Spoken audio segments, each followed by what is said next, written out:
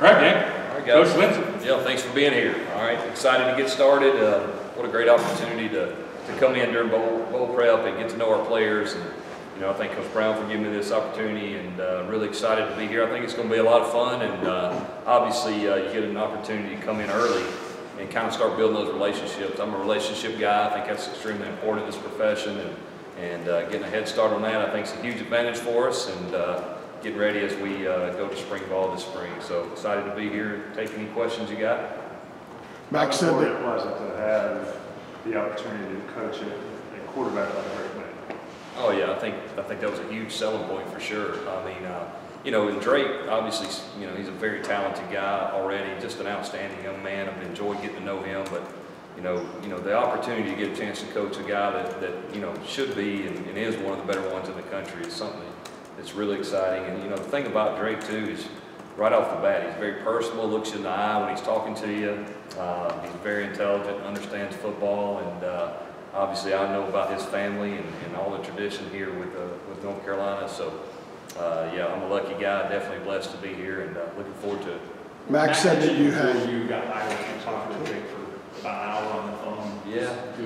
Yeah, this day you don't talk on the phone, you FaceTime. I learned that really quick. So my kids and I FaceTime some, but I hadn't done a lot of that. But yeah, with Drake, that was an opportunity. I know Coach has probably already talked through that. I think you have a player like Drake, you want him to be comfortable and involved somewhat, obviously, with things like in transition, and I think that was a great move on Coach's part.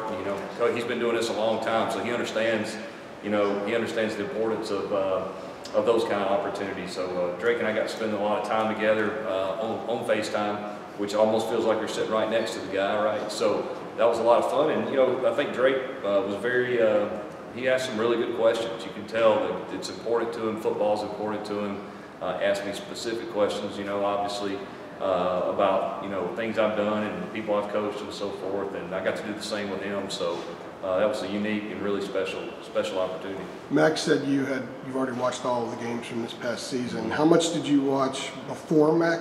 You reached out to Mac. You guys started your communication, and how much obviously have you watched since? Well, being an offensive coordinator, you always watch certain teams throughout the year, just trying to, maybe it's somebody that's similar to you and looking for new ideas or so forth. And actually, we were in bowl prep getting ready for Duke, so the North Carolina game came up a lot when I was at UCF, and so I was very familiar. And then obviously when this started with Coach, and this opportunity being a possibility, I did my research as well, and had known Phil previously anyway, so it was kind of a relationship already there, and we've been good on offense here, okay, and I understand that. We've been good at certain things, and my goal is to come in and just improve and get better in certain areas that we need to, just like you would if you were a second year or a third year at a place. You always self-evaluate and self-scout yourself, and that's what we're in the process of doing right now. And then the opportunity to sit here and watch bowl practice and learn our personnel, I think was a huge advantage.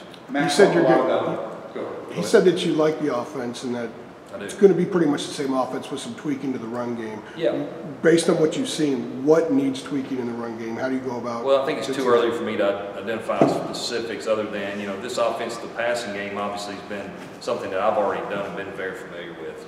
Whether you call play A or B or whatever, the concepts are the same, and that's what I like is that this was going to be a smoother transition from my standpoint, because I'm already familiar with what they do in the passing game and have been good at, and that there'll be some tweaks there as well. But really, the nucleus of our offense is in place, and then every year I think you always want to evolve and improve, and that'll be what I'll do. And I've had the opportunity to work for some guys, that have been really successful at running the football, and we understand we want to get better in that area, the red zone offense, and if you run it, you will. And so those are the kind of areas we're going to focus on. But at the end of the day, I'm an old high school coach, so we're going to do the things that our players do well and try to get our playmakers the ball as much as we can. Matt talked a lot about you wanting to teach Drake how to do specific things. What are some of the things you feel like you can actually bring to Drake and help make him a better quarterback? I think the quarterback, he's a redshirt freshman, so when you look at it, this has been his first year to kind of be the guy and start and go through, and obviously he played really well at times. So I think just continuing that growth, with understanding offensive football, from protections to defensive fronts, defensive coverages, Situational football, I think, is extremely important. Understanding when to throw the ball away, when to check it down to the back, when to play the next play, all those things. I think that's what we've done, or I've done everywhere I've been with the quarterbacks I've had, is just tried to improve those guys and their understanding of football, and obviously footwork and fundamentals, that goes without saying. I mean, those are things we have to constantly improve on each and every time, no matter who you're coaching, and that's kind of where we'll start here too. A quick follow-up, are there any tendencies that you can you realize didn't really work at UCF with Mikey or with John Reese, bring it here to Drake May? Are there anything that you say, all right, it didn't work here? Are they similar at all in terms of the quarterbacks? Or is Drake just a whole different animal? Yeah, you're talking about the guys we had at UCF? Yeah. Oh, no, they're different. Different style, different size. I mean, everything's different about that. So no, I would say that. I mean, there's basic fundamentals in my mind that you need to do these things to play well at quarterback, and those are the things that we'll focus on, whether I was coaching John Rice or whether I'm, coaching Drake. I think that's the most important thing. But at the end of the day, every player is different, and you build it around their strengths, and that's what we'll do. You've touched on some of it already, but how would you kind of speak on your offensive philosophy? Like, where do you draw from?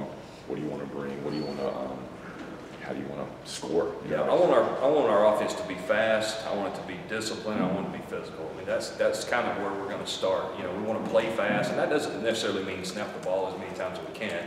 I just mean I want our guys to move around, to get lined up fast, to play fast. Be disciplined. We can't shoot ourselves in the foot with penalties and lost yardage plays, and that comes with discipline. Understanding what penalties are. I want to do a great job of teaching that every day in practice, so they can learn from that. I know Coach Brown, I've already noticed he does that himself, makes his own notes, and will tell you in the staff meeting the next day what your penalties were, and that's something that we need to emphasize.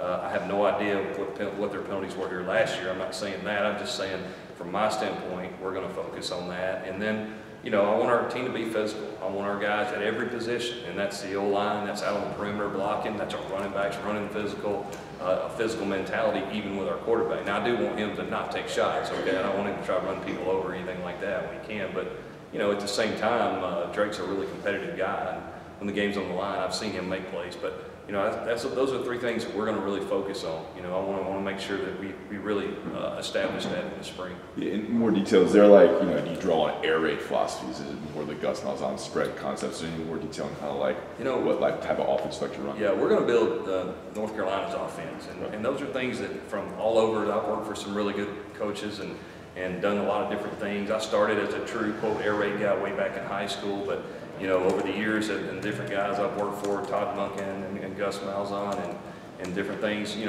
learned a lot from those guys.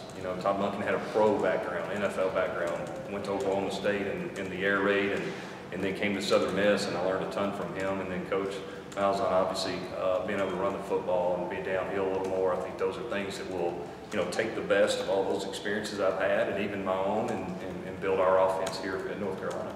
Max said that you and Randy each brought each other up when he interviewed y'all. What is your relationship with Randy, and had you worked with him before, or was he someone that you always just just been friends with him for a long time and really respected his teams and how they played and how they ran the football and how physical they were. We met a long time ago and got to hang out together and really just always kind of had that dream of working together and stayed in touch and did a lot of clinics with each other in the off season, just trying to get bounce ideas off each other, and now it's all come to fruition here, and that's something I'm really excited about working with him.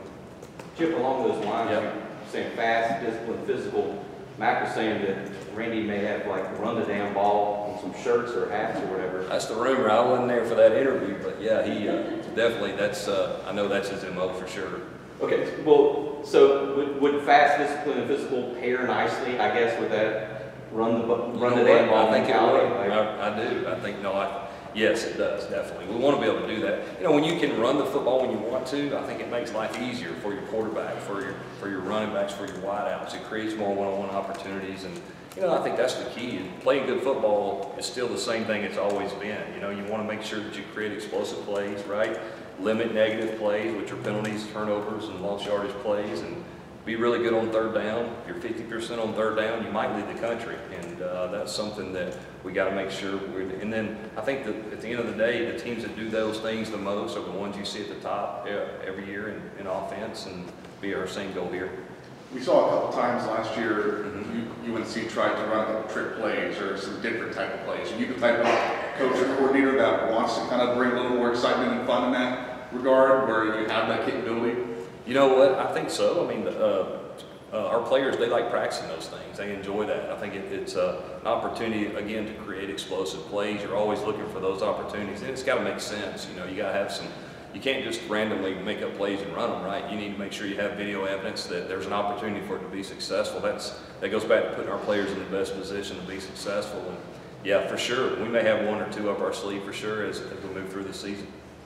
I'm sure getting the chance to coach Drake May is at the top of the list of things that are most excited about here at UNC. What's second on that list with what's currently in place? And I'd say the number one thing is working with Coach Brown, even Hall of Fame coach. I mean, you get that opportunity, and after getting that opportunity to work with him and learn, I think that's always as a coach what you're looking for. Drake May's really up there high as well. He might be 1B, coach is 1A as well. So, no, I think the exciting part for me is I've never been in this part of the country. I've never been in this area and lived, and I know I'm excited about that as well as my family is, and just the unique tradition we have here. It's a great school. It's a great place to recruit to, and obviously what we've done here, what the coach has done here with the facilities has been amazing, and then our players. I've enjoyed getting to know our players. We have smart guys.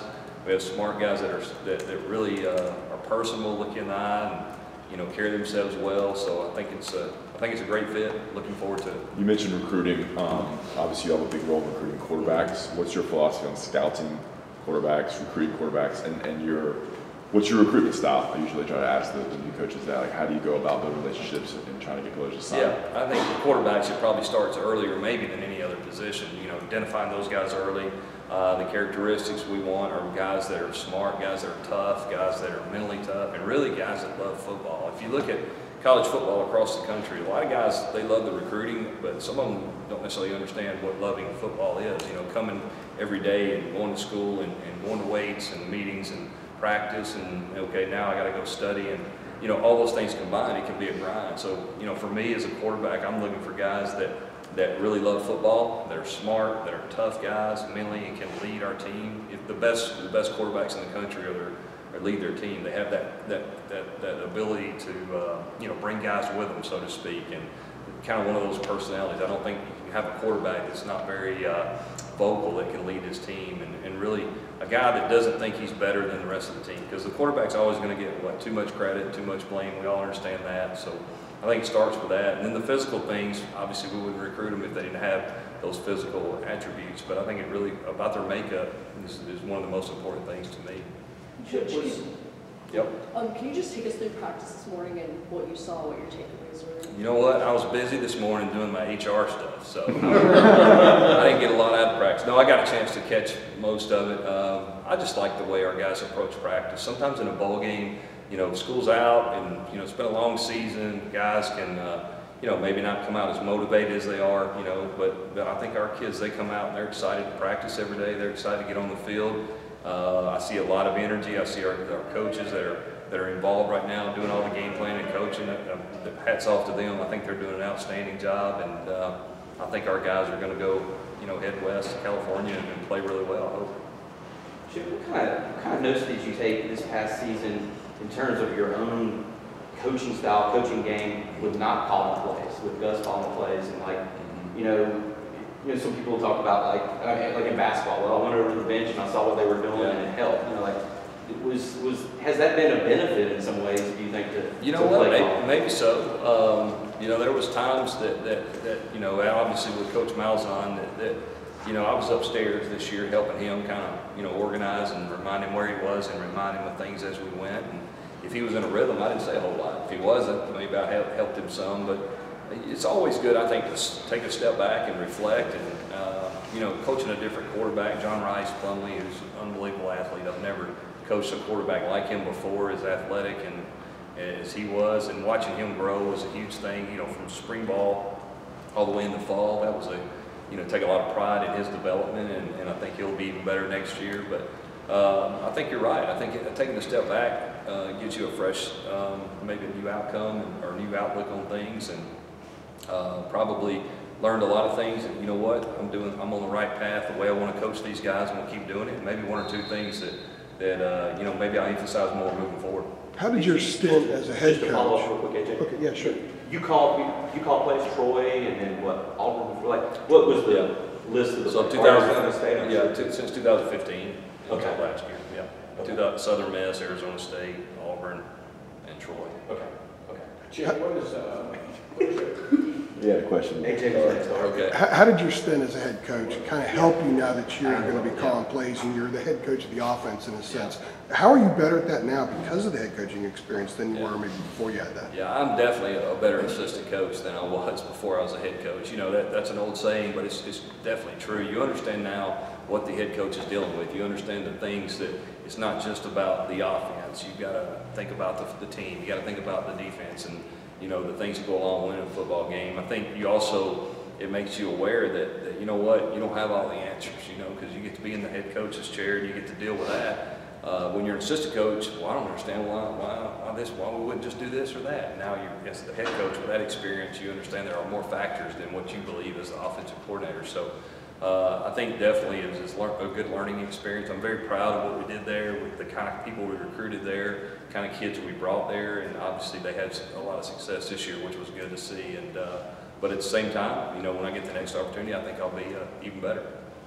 Let's do two more.